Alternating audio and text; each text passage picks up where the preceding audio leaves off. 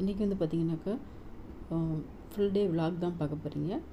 இது எப்போ எடுத்த வீடியோன்னு பார்த்தீங்கன்னாக்கா முதல் நாள் நைட்டு வந்து நான் எடுத்த வீடியோ. எங்கள் வீட்டில் வந்து இந்த சாண்டல் கலர் ரோஸ் வந்து வச்சுருக்கேன். பூ வந்து பெருசாக பார்க்கணுன்னாக்கா அதுக்கு வந்து ஒரு டிப் சொல்கிறேன். பார்த்திங்கனாக்கா முட்டை ஓடு, அதுக்கப்புறம் வெங்காயம், உருளைக்கிழங்கு தோல் இதெல்லாம் வந்து நான் போடுவேன் செடியில் எப்போவுமே. அதனால தான் வந்து பார்த்திங்கன்னா நல்லா பெருசாக பூக்கும். இது வந்து நைட்டில் எடுத்ததுனால ரொம்ப அழகாக இருக்குது.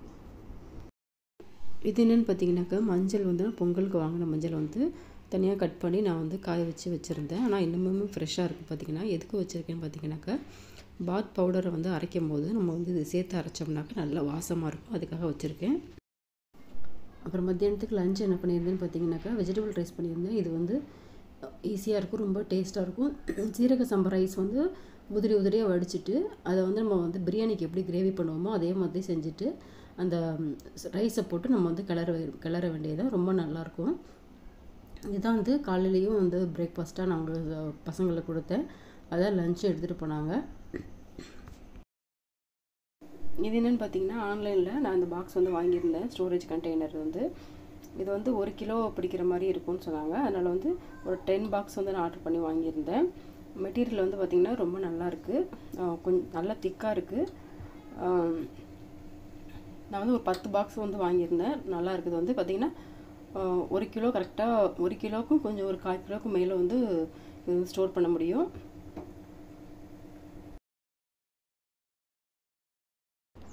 நான் வந்து அதுக்கப்புறம் என்ன வாங்கியிருந்தேன் பார்த்தீங்கன்னாக்கா ஃப்ரிட்ஜில் வைக்கிற மாதிரி வெஜிடபிள் ஸ்டோரேஜ் பாக்ஸ் வந்து நான் வாங்கியிருந்தேன்.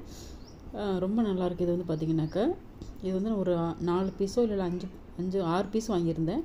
ரொம்ப நல்லாயிருக்கு எல்லாமே. காய் வந்து பார்த்திங்கனாக்கா சீக்கிரம் கெட்டு போக மாட்டேங்குது. ஒரு 10 நாள் கூட கரெக்டாக நல்லா ஃப்ரெஷ்ஷாகவே இருக்குது.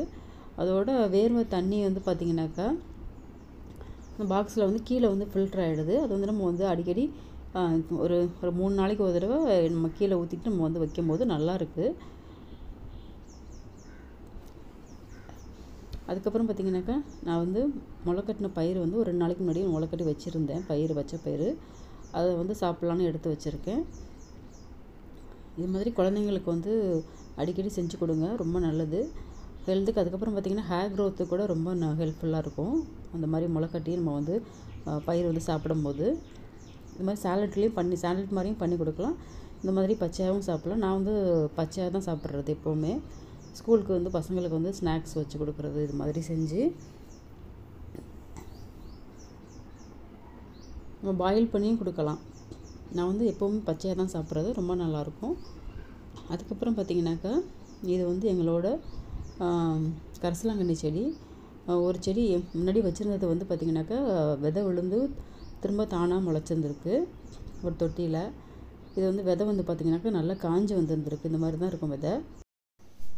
இந்த விதையை வந்து பார்த்திங்கன்னா அப்படியே நம்ம வந்து கையில் உதுத்து அதுக்கப்புறம் அப்படி தொட்டியில் தூவிட்டால் அதுவே முளைச்சி வந்துடும்.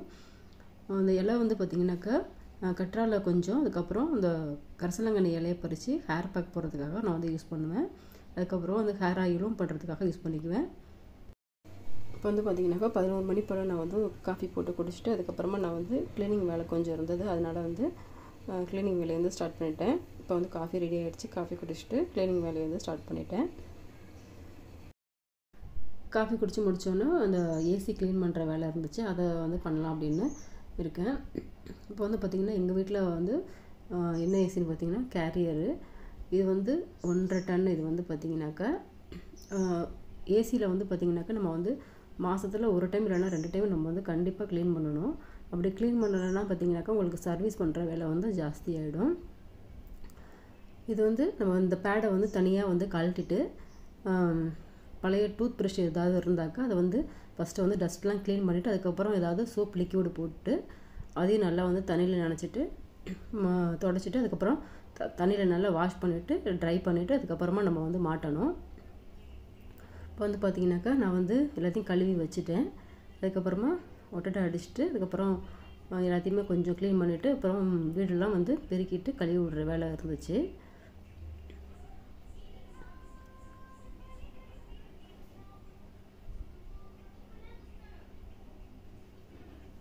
இப்போ வந்து ஏசி நல்லா வந்து தொடச்சி எடுத்துட்டேன். மேலே மைக்ரோ ஃபைபர் கிளாத் வச்சு நல்லா தொடச்சிட்டேன். அதுக்கப்புறம் பார்த்திங்கன்னா ஒரு மணி பிளான்ட் சின்னதாக கட் பண்ணி அதையும் நான் வந்து ஃப்ரெஷ்ஷாக வச்சுட்டேன் மேலே ஃப்ரிட்ஜ் மேலே. அதுக்கப்புறம் பார்த்திங்கனாக்கா நம்ம எப்போவுமே வந்து ஃப்ரிட்ஜ் ஸ்டாண்டை வந்து யாருமே க்ளீன் பண்ண மாட்டோம். இது மாதிரி நம்ம கவனிக்காமல் விடுறதுனால பார்த்திங்கனாக்கா தூசி வந்து அதிகமாகிரும். அதனால் நான் எப்போவுமே பார்த்திங்கன்னா ஒரு மாதத்தில் ஒரு தடவை இல்லைனா 2 தடவை வந்து இந்த மாதிரி நான் க்ளீன் பண்ணிடுவேன் ப்ரெஷ்ஷை வச்சு. அதுக்கப்புறம் பார்த்திங்கனாக்கா ஃபேஸ் வந்து கிளென்ஸ் பண்ணலான்னு அப்படின்னு கொஞ்சமாக பால் எடுத்து வச்சுருந்தேன், காய்ச்சின பால். நம்ம வந்து ஃபேஸை வந்து பார்த்திங்கனாக்கா இந்த மாதிரி பால் வச்சு துடைக்கும் போது பார்த்திங்கனாக்கா ஃபேஸ் வந்து நல்லா க்ளோ கொடுக்கும். ஃபேஸில் உள்ள டர்ன் வந்து ரிமூவ் ஆகிடும். நீங்களும் இது மாதிரி ட்ரை பண்ணி பாருங்கள். முகத்தில் வந்து எவ்வளோ அழுக்கு இருக்குதுன்னு பாருங்கள். இது மாதிரி பண்ணும்போது பார்த்திங்கனாக்கா டெய்லி பண்ணணும். டெய்லி பண்ணால் தான் உங்களுக்கு வந்து முகத்தில் வந்து அழுக்கு வந்து தங்காது.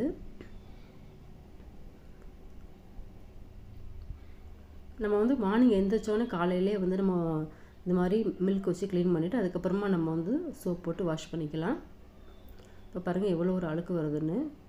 நான் வந்து நார்மலாக உங்களுக்கு வந்து கையில் வந்து செஞ்சு காமிக்கிறேன்.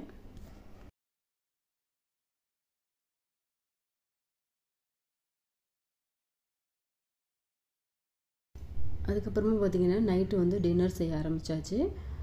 இப்போ வந்து பார்த்திங்கன்னா நான் வந்து stuffed chapati, vegetable stuffed chapati வந்து பண்ண போகிறேன். இது வந்து எப்படி பண்ணலாங்கிறத பார்க்கலாம் வாங்க. ஃபஸ்ட்டு வந்து நான் வந்து கொஞ்சமாக வந்து ஆயில் விட்டுக்கிறேன். அதுக்கப்புறம் பார்த்திங்கன்னா ஒரு 2 பெரிய வெங்காயம் வந்து கட் பண்ணி ஆட் பண்ணியிருக்கேன். கட் பண்ணி ஆட் பண்ணதுக்கப்புறம் பார்த்திங்கனாக்கா நான் வந்து கேரட்டை வந்து ஆட் பண்ணுவேன். இந்த மாதிரி வெஜிடபிள் நம்ம ஸ்டஃப் பண்ணி சப்பாத்தியில் ரோல் பண்ணி கொடுக்கும்போது பசங்க வந்து பார்த்திங்கனாக்கா விரும்பி சாப்பிடுவாங்க. நான் எங்கள் வீட்டில் வந்து பார்த்திங்கன்னா அடிக்கடி செய்கிற ரெசிபி வந்து இது வந்தது ரொம்ப நல்லாயிருக்கும். நம்ம சீஸ் இருந்தால் சீஸும் போட்டு பண்ணலாம்.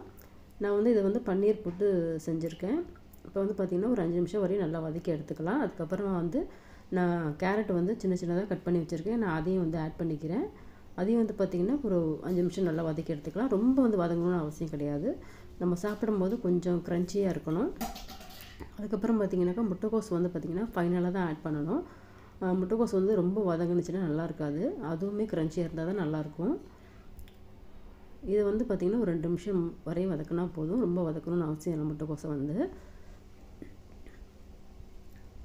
அதுக்கப்புறம் பார்த்திங்கனாக்கா இதுக்கு தேவையான அளவு வந்து சால்ட் வந்து நான் ஆட் பண்ணிக்கிறேன். சால்ட் வந்து ஆட் பண்ணதுக்கப்புறம் பார்த்திங்கனாக்கா மஞ்சத்தூள் வந்து 1 ஸ்பூன் ஆட் பண்ணியிருக்கேன். அதுக்கப்புறமா மிளகாத்தூள் வந்து ஒரு 1/2 ஸ்பூன் ஆட் பண்ணியிருக்கேன். ஏன்னா குழந்தைங்களுக்கு கொடுக்கும்போது பார்த்திங்கன்னா காரம் போட்டு கொடுத்தா சாப்பிட மாட்டாங்க. அதனால் லைட்டாக ஒரு 1/2 ஸ்பூன் மட்டும் நான் வந்து ஆட் பண்ணியிருக்கேன். அதுக்கப்புறம் கரம் மசாலா வந்து நான் ஒரு 1 ஸ்பூன் கிட்ட ஆட் பண்ணியிருக்கேன். இப்போ வந்து எல்லாத்தையும் நம்ம வந்து போட்டு நம்ம வந்து வதக்கி எடுத்துக்கலாம். இப்போ வந்து நான் கரம் மசாலா ஆட் பண்ணல, நான் வந்து ஃபைனலாக தான் வந்து ஆட் பண்ணேன். அதுக்கப்புறம் பார்த்திங்கனாக்கா பன்னீர் வந்து கட் பண்ணி ஆட் பண்ணியிருக்கேன். இது வந்து நாள் வந்து பன்னீர் கிரேவி பண்ணதில் வந்து கொஞ்சமாக மிச்சம் எடுத்து வச்சுருந்தேன் ஃப்ரிட்ஜில். அது வீணாக போயிருமே அப்படின்னு சொல்லிவிட்டு நான் வந்து இந்த வெஜிடபிள் கூட ஆட் பண்ணிட்டேன். இது மாதிரி செஞ்சு கொடுக்கும்போது குழந்தைங்க வந்து பார்த்திங்கனாக்கா விரும்பி சாப்பிடுவாங்க. இப்போ வந்து எல்லாத்தையும் நம்ம வந்து வதக்கிட்டு இந்த மாதிரி சப்பாத்தியில் வச்சு நம்ம ரோல் பண்ணிக்கலாம்.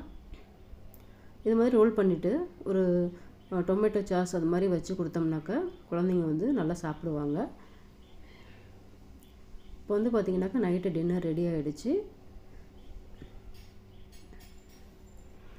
இது மாதிரி நீங்களும் பசங்களுக்கு செஞ்சு கொடுங்க, ரொம்ப நல்லாயிருக்கும். வெஜிடபிள் சாப்பிடாத குழந்தைங்க கூட இது மாதிரி செஞ்சு கொடுத்தா சாப்பிடுவாங்க.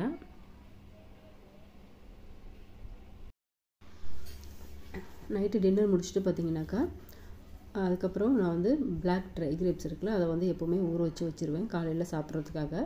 காலையில் எப்படி சாப்பிடணும்னு பார்த்திங்கனாக்கா மார்னிங் வந்து எம்டி ஸ்டொமக்கில் நம்ம வந்து சாப்பிட்ணும். அப்போ தான் நமக்கு வந்து நல்லாயிருக்கும். அனிமியா ப்ராப்ளம் உள்ளவங்க பார்த்திங்கனாக்கா இதை வந்து டெய்லி எடுத்துக்கணும். அப்போ தான் ரொம்ப நல்லது. நான் வந்து இந்தளவுக்கு வந்து ட்ரை கிரேப்ஸை வந்து வாஷ் பண்ணிவிட்டு பாக்ஸில் போட்டு மூடி வச்சுருவேன். காலையில் பார்த்திங்கனாக்கா ப்ரஷ் பண்ணிவிட்டு அதுக்கப்புறமா நான் வந்து தண்ணி குடிச்சிட்டு சாப்பிட்ருவேன். அதுக்கப்புறம் பார்த்திங்கனாக்கா நான் வந்து ஆன்லைனில் வந்து இயரிங்ஸ் ஆர்டர் பண்ணியிருந்தேன். அது பார்த்திங்கன்னா ரொம்ப பெருசாக இருந்துச்சு. எந்த அளவுக்குனாக்கா தோள்பட்டை வரைக்கும் ரொம்ப பெருசாக இருந்துச்சு. ஆனால் நல்லாயிருக்கு, பார்க்க அழகாக இருக்குது. நான் வந்து பார்த்திங்கன்னா ரொம்ப பெருசாக இருக்குது. இந்த இயரிங்ஸ் எப்படி இருக்குன்னு கமெண்ட்டில் சொல்லுங்கள்.